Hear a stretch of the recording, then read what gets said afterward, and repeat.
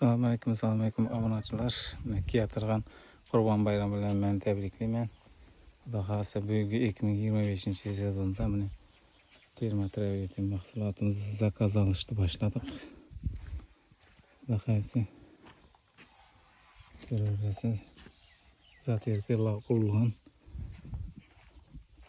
İşimizga baho berasizlar. Endi yog'ib bitdi.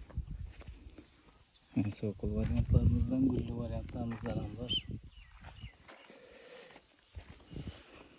Uğullar dekordan bir yağında işimiz gelip tuttu.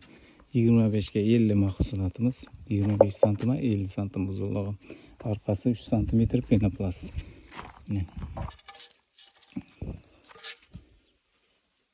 Görüyorsunuz.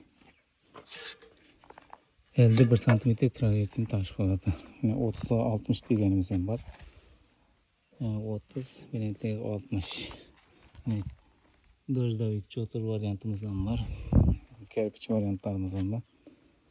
Rengi her türlü. Zakazga qarab işleyveramiz. Kimga shunday termotravertin kerak bo'lsa zakaz etaverasizlar.